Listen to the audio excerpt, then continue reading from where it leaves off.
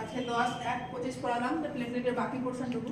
তো প্লেটলেটের যে ডোনার হচ্ছে দুভাবে ডোনার করতে পারে, একটা হচ্ছে যে কি র্যান্ডাম হচ্ছে যে কি ডোনার প্লেটলেট, একটা হচ্ছে সিঙ্গেল ডোনার প্লেটলেট। যেটা র্যান্ডাম ডোনার প্লেটলেট সেটা হচ্ছে যে কত এমএল থাকে পার ইউনিটে, 50 থেকে 70 এমএল পার ইউনিটে থাকে। আর যেটা সিঙ্গেল ডোনার সেটা ক্ষেত্রে 180 থেকে হচ্ছে 240 এমএল পার ইউনিটে থাকে।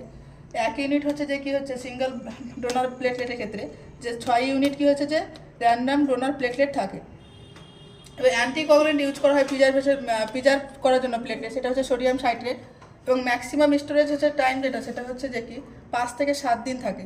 স্টোরেজ টেম্পারেচারটা হচ্ছে রুম টেম্পারেচারে থাকে, সেটা হচ্ছে 20 to 24 ডিগ্রি সেলসিয়াসে। আর ট্রান্সফিউশন টাইম হচ্ছে যে 15 to 30 মিনিট। 1 ইউনিট হচ্ছে যে আরডিপি হচ্ছে যে কি কতটা হচ্ছে প্লেটলেট ইনক্রিজ করে, সেটা হচ্ছে যে কি 5000 to 10,000 কি করে এমএমকিউ হচ্ছে যে প্লেটলেট ইনক্রিজ করে। দেন হচ্ছে 1 ইউনিট হচ্ছে যে এসডিপি ক্ষেত্রে কি হয় যে 40,000 to হচ্ছে 50,000 কি করে এমএমকিউ প্লেটলেট ইনক্রিজ করে। এবং হচ্ছে যে প্লেটলেটটা দিয়েছি সেটা এফেক্টিভ হচ্ছে কি সেটা কীভাবে বুঝতে পারবো, সেটা হচ্ছে যে কী করবো যে পেশেন্টের ক্ষেত্রে যে উজিং সাইড থাকবে সেটা কি হচ্ছে যে পাম্পটার সাইডে উজিংটা কী হবে যে প্রিভেন্ট হবে। দেন হচ্ছে যে কি বাকি কম্পোনেন্ট যেটার মধ্যে সেটা হচ্ছে সেকেন্ড হচ্ছে যে আরবিসি। তো আরবিসির হচ্ছে ফুল ফর্ম হচ্ছে রেড ব্লাড সেল। আরবিসি কী করে যে অক্সিজেন ক্যারি করে। এটা ইন্ডিকেশন কী কী কাদের ক্ষেত্রে আমরা দেবো, সেটা হচ্ছে যে যেমন অ্যানিমিয়া পেশেন্ট, কেমোথেরাপি পেশেন্টের ক্ষেত্রে, বা বোন ম্যারো হচ্ছে ডিপ্রেশন পেশেন্টের ক্ষেত্রে দেবো। নর্মাল আরবিসি কাউন্ট কত থাকে 3.5 টু হচ্ছে 6.5 মিলিলিটার পার এমএমকিউ। এবং যখন হচ্ছে যে কি এই 3.5 হচ্ছে যে কি পয়েন্ট থেকে যখন কমে যায় তখন তাকে আমরা কি বলি আরবিসি কমে গেলে অ্যানিমিয়া বলি। এবং হচ্ছে 6.5 ml মিলিলিটার পার এমএমকিউ থেকে যখন বেড়ে যায় তখন আমরা তাকে কি বলি পলিসাইথেমিয়া বলি। এবং হচ্ছে 1 ইউনিট হচ্ছে যে আরবিসি থেকে কত এমএল থাকে যে 250 ml থাকে। স্টোরেজ টেম্পারেচার কত, স্টোরেজ টেম্পারেচারটা হচ্ছে যে 1 to 6 degree Celsius. Maximum storage time হচ্ছে যে 35 to হচ্ছে 42 ডেজ। এবং ট্রান্সফিউশন টাইম হচ্ছে 2 to 4 আওয়ার্স।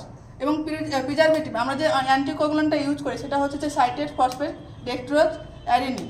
এবং হচ্ছে যে এখানে কি করা হয় যে ডেক্সট্রোজটা কি করে প্রোভাইডিং হচ্ছে নিউট্রিশন টু সেল। ফ্লোরাইডটা কি থাকে ফার্স্ট যখন থাকছে 82 হচ্ছে যে 100 ml পার হচ্ছে যে আওয়ার্স থাকে। আর মিনিটে 1 to 2 ml পার হচ্ছে যে মিনিট থাকে।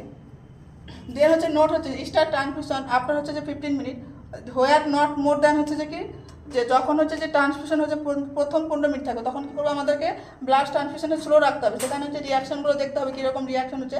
যদি কোনো সাইড এফেক্ট না থাকে তখন আমরা কী করবো, তখন হচ্ছে নর্মালি চালাবো। তখন কি হচ্ছে যে 40 ড্রপ পার মিনিটের থেকে কখনোই বেশি চালাবো না।